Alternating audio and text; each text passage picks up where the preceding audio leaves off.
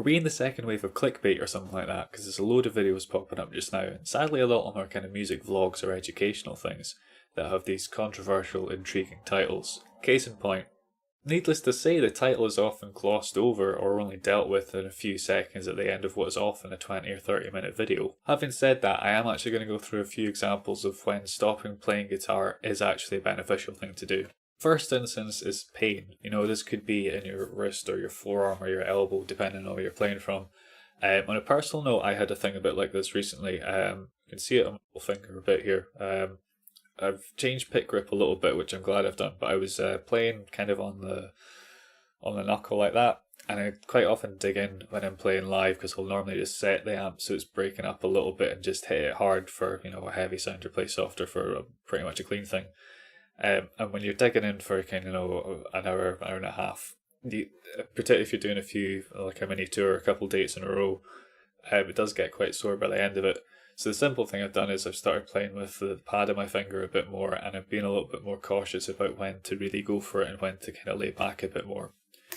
But that is a good one to stop if you're practicing or running some exercises, or you just had a massive session and you start to feel a bit of pain. It's your body's way of kind of telling you, calm down a bit, maybe take a little break.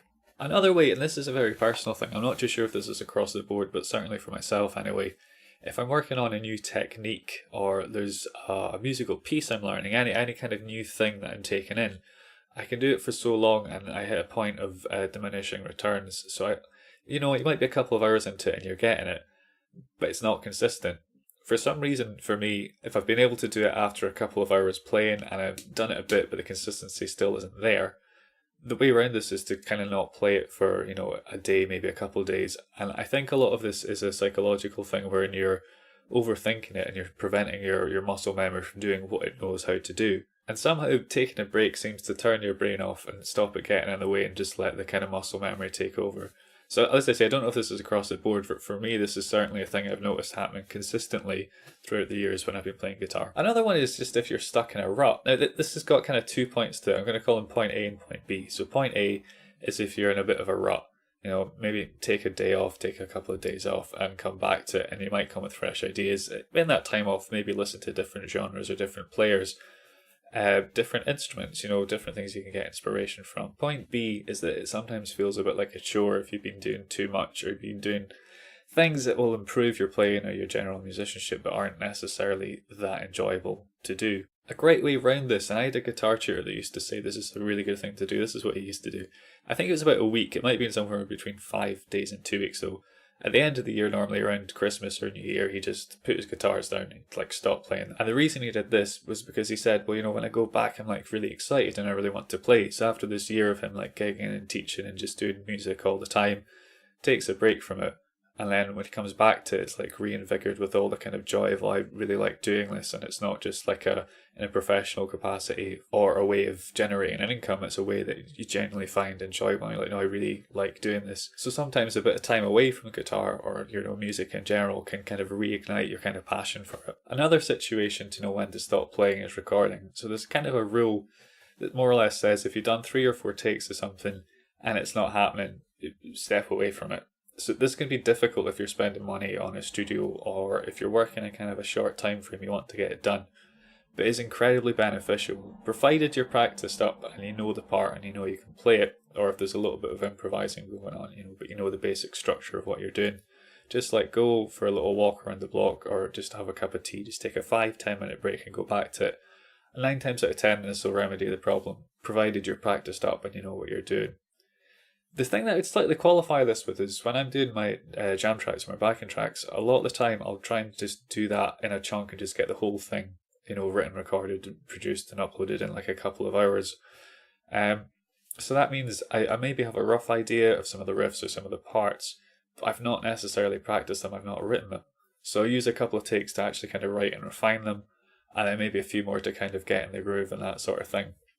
I try to splice it as little as possible because I think you can hear it in the recording. Even if you do it really, really precisely, I think the more you can do something as a live take, the more it has a kind of natural flow to it and a kind of a better groove. It's really minuscule things, but I think people kind of unconsciously pick up on them to some extent. But again, even in a situation like that, if I've worked out a part and I know what I'm doing and I've had a few goes and I know I'm capable of playing it, but it's not coming together, just, go for a cup of tea, take a little break, or like have a little sandwich or something, come back to it. And most of the time that does actually sort it out. The last two are on a different note entirely. The first one is playing in between songs. So say you're playing a gig, you kind of you want to resist the temptation to do all the whittling and stuff in between the songs, because it comes across as a bit naff a lot of the time. Having said that, if something goes wrong, there's a technical difficulty or someone needs to tune up, if you can do like a little vamp or something, or play a little comedy thing, that sometimes lightens the mood and also doesn't make it feel as awkward if you're waiting a long time in between playing songs. Equally, when you're playing the songs in a practice room, you don't want to be playing too much. You need to know when to stop. And by this I mean in between the songs. So say there's you're putting something together and there's maybe a section, so two players are talking about the chord progression or the structure, or they're trying to work out a harmony. If you're blasting away, cranked up at 10, they're not going to hear each other and they're going to get pissed off at you pretty quickly. So in terms of general musician etiquette and also time management, if you resist the temptation to just kind of like whittle in between songs, you can get a lot more done. Now, hopefully some of those ideas are useful to you. They're new and things you haven't thought of before, and you'll be able to apply them in your own kind of playing or, your general musicianship. Now, I know this title was a bit clickbaity, and I do apologise for that.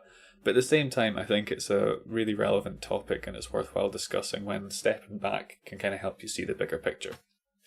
Cheers!